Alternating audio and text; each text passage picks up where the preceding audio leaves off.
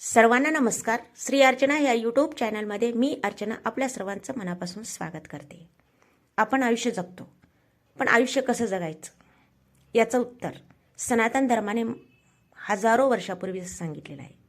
मानवी जीवन 4 आश्रमात विभागलेलं आहे. ब्रह्मचर्याने शिस्त, गृहस्थाने जबाबदारी, वानप्रस्थाने वैराग्य आणि संन्याशाने मोक्ष. हे 4 आश्रम म्हणजे जीवनाचा समतोल सूत्रधार. चला तर मग जाणून घेऊया 4 आश्रमाचे शाश्वत आणि अद्भुत महत्त्व. जन्म, आयुष्य, मृत्यू या जीवनाचा अर्थ काय? सनातन धर्माने हजारो वर्षापूर्वी सांगितलेलं आहे. मानवी जीवन 4 आश्रमात विभागलेलं आहे. प्रत्येक आश्रम हे जीवनाला संतुलन देणारं, संस्कार घडवणारं आणि मोक्षाकडे नेणारं आहे. हे कोणत्या कोणत्या पुराणामध्ये आपल्याला सांगितलेलं आहे ते बघूयात आपण. 4 आश्रमाचा उल्लेख काही प्रमुख पुराणामध्ये आणि शास्त्रामध्ये आपल्याला सापडतो. मनुस्मृती मानव जीवनाच्या 4 आश्रमाचा विस्तारपूर्वक उल्लेख आहे. प्रत्येक आश्रमातील कर्तव्य, शिक्षण, गृहस्थ जीवन, तप आणि संन्यासाचे नियम सांगितलेले आहेत. महाभारतामध्ये विशेषतः शांतिकांड आणि अनुशासन पर्व यामध्ये 4 आश्रमाचा उल्लेख आहे.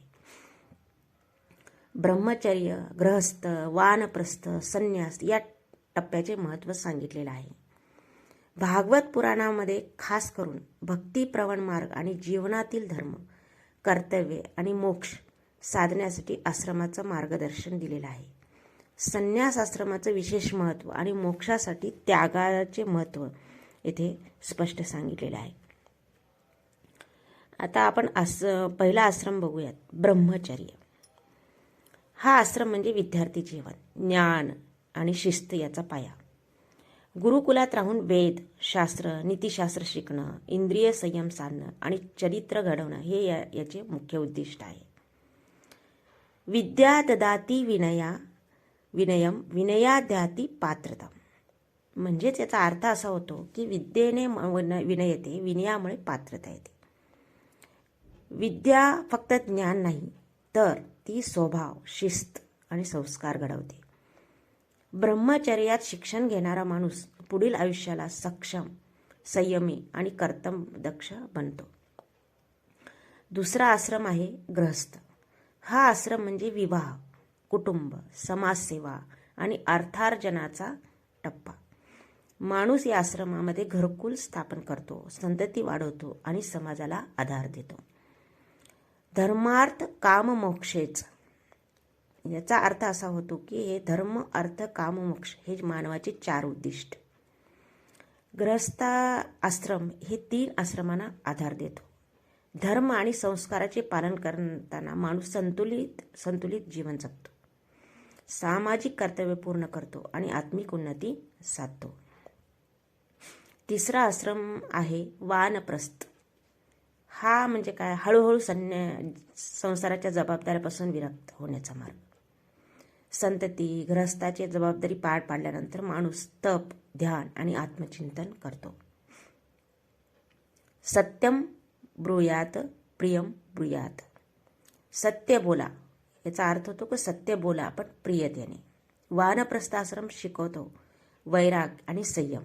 माणूस आपल्या इच्छावर नियंत्रण ठेवतो, आत्मशुद्धीसाठी समाजाचे मार्गदर्शन करतो आणि मोक्षाची तयारी करतो. चौथा आश्रम आहे संन्यास. हा आश्रम म्हणजे पूर्ण त्याग, अहंकाराचा त्याग, मोक्ष प्राप्ती. संन्यासी संसाराचे मोह टाकून ध्यान आणि आत्मज्ञानात लीन होतो. यो न हसती, न रुदती, न शोकम, न वैरण, न चिंता. याचा अर्थ असा होतो की जो सुख दुःखावर न अडकतो तो खरा संन्यासी. संन्यास आश्रम आपल्याला शिकवतो स्वातंत्र्य, त्याग आणि आत्मज्ञानाचा मार्ग. हा जीवनाचा अंतिम टप्पा आहे जेथे माणूस मोक्ष प्राप्त करतो आणि जन्ममरणाच्या चक्रातून मुक्त होतो. थोडक्यात काय तर ब्रह्मचर्य आश्रम म्हणजे विद्यार्थ्याचं जीवन, गृहस्थ आश्रम म्हणजे काय? कुटुंबीय जीवन.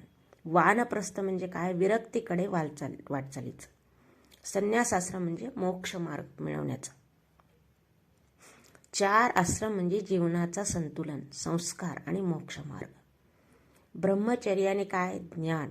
गृहस्थाने कर्तव्य, वानप्रस्थाने वैराग्य आणि संन्यासाने मोक्ष शिकवला. जर आपण या 4 आश्रमाचे पालन केले तर आपलं जीवन सार्थक, पवित्र आणि शाश्वत बनतो. सत्यम, धर्म, प्रेमच मोक्षमार्ग. याचा अर्थ असा असतो आहे, सत्य, धर्म, प्रेम आणि मोक्ष हे जीवनाचे खरे ध्येय आहेत. या 4 आश्रमाचा अर्थ नियम तर आहेच आहे, त्यासोबत एक जीवन जगण्याची कला पण आहे. जन्मापासून मोक्षापर्यंतचा प्रवास या आश्रमाने सोपा, पवित्र आणि अर्थपूर्ण बनवलेला आहे. आपण ब्रह्मचर्याने शिस्त शिकलो, गृहस्थाश्रमाने कर्तव्याचे महत्त्व समजले, वानप्रस्थाने वैराग्य आणि संयम साधला आणि संन्यास आश्रमाने मोक्षाचा मार्ग दाखवला. म्हणूनच म्हणतात, 4 आश्रमाचे पालन करणारा माणूस जगातही संतुलित, समाजातही आदर्श आणि आत्म्याला मोक्ष मिळवणारा असतो. आपल्या संस्काराचा प्रकाश जगभर पसरण्यासाठी लाईक करा, शेअर करा, सबस्क्राईब करा. 4 आश्रम म्हणजे जन्मापासून मोक्षापर्यंतचा जीवनमार्ग. प्रत्येक आश्रमाचे पालन केल्यास जीवन सार्थक, संतुलित आणि पवित्र बनते. जय भारत, जय सनातन धर्म, जय संस्कृती.